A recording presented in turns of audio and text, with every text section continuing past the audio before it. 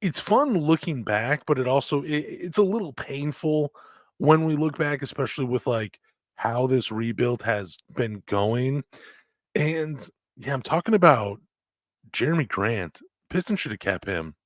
I don't I mean, again, it's hard to look back and you don't know how, if, like, how the roster would have been different if they had kept Jeremy Grant, but I think it would have been a much better product than what we're watching on the floor right now. So November 22 of 2020, Jeremy Grant signed a 3-year, $60 million contract with the Detroit Pistons. It was a sign and trade with the Denver Nuggets. The Nuggets were willing to match, but gave him what he ultimately wanted, which was a chance to be the guy and grow his game. So this might be the biggest fumble by Troy Weaver since he became the Detroit Pistons GM. Jeremy Grant was one of the few free agents willing to leave a good situation for a chance to grow his game and evolve into the player he believed he could become. So looking back on those 2 seasons, the Detroit Pistons had a guy who wanted to be here. He was embraced by the city. He got a mural super early into his tenure into Detroit. It was a beautiful mural as well. He evolved into a 3-level scorer. He could hit the 3, he could attack you mid-range, he could hurt you in isolations, and he could finish at the rim, and he didn't lose his ability to move without the ball. We saw that late in Cade's rookie year that Jeremy Grant started going back to moving around the perimeter and relocating and hitting shots that way. Now, there were some moments where he looked Cade off, but again, that is fine. Cade was in his rookie year. We didn't need all of the pressure on him at that moment. And it has become incredibly difficult for the Pistons to replace Jeremy Grant, and he really is the 3-4 you wanna pair with Cade Cunningham. He would be the perfect complement to Cade Cunningham right now. So it would have been beneficial short term and long term to keep him.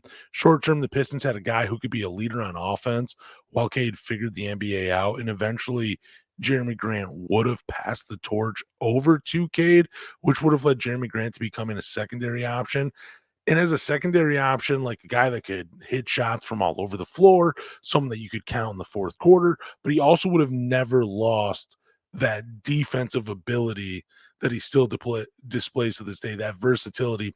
Now, I don't know if you keep Jeremy Grant and you still draft Jaden Ivey or you bring in Duran. I mean, I think Jeremy Grant was that trading him was the reason we did get Jalen Duran. I might be mixing up how all that all happened, but I believe Jeremy Grant being traded helped bring in Jalen Duran, which, dude, I mean, if you got to lose out on one of those guys, that's totally fine for me. I'd rather be watching a better product on the floor than what we're watching right now. So Jeremy Grant's work ethic and commitment to improvement could have served as a motivating force for younger players. He could have helped instill a winning culture, not to mention having a veteran like Grant could have helped the development of some of the young guys by not forcing them into roles they weren't ready for. Like, it feels like during Troy Weaver's tenure, a lot of these young guys have just been forced into difficult spots where they're just not ready to handle the role. And plus, they don't have anybody challenging them for those positions out on the floor. And Jeremy Grant, he would have been there. Like, building a team focused around young players is difficult. That's why a team needs veterans that have had success in the NBA to teach these young guys. And Jeremy Grant really could have been one of these veterans who's only 26, 27. He could have been here through the whole rebuild and ultimately helped lead the Pistons to success. Again, I hate looking back on all of it.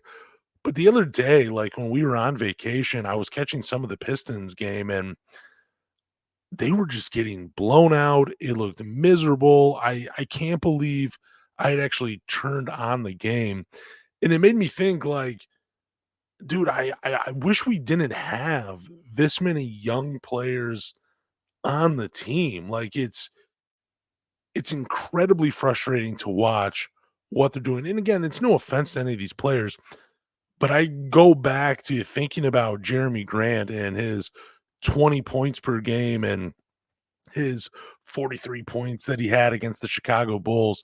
It was a lot of fun. And then thinking of the potential of between him and Cade Cunningham running a two-man game, and it just would be so much more fun to watch Jeremy Grant with the Detroit Pistons. And I don't know if there's a chance to bring him back. I know his contract is just absolutely insane.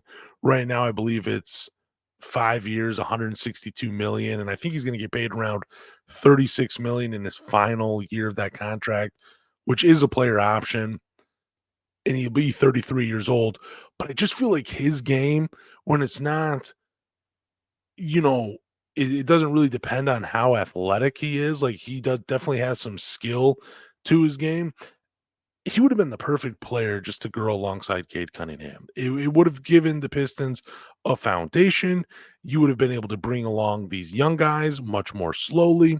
And I don't know, it just upsets me a little bit with what we're watching. And again, I've already said it. I think Troy really fumbled by trading away Jeremy Grant.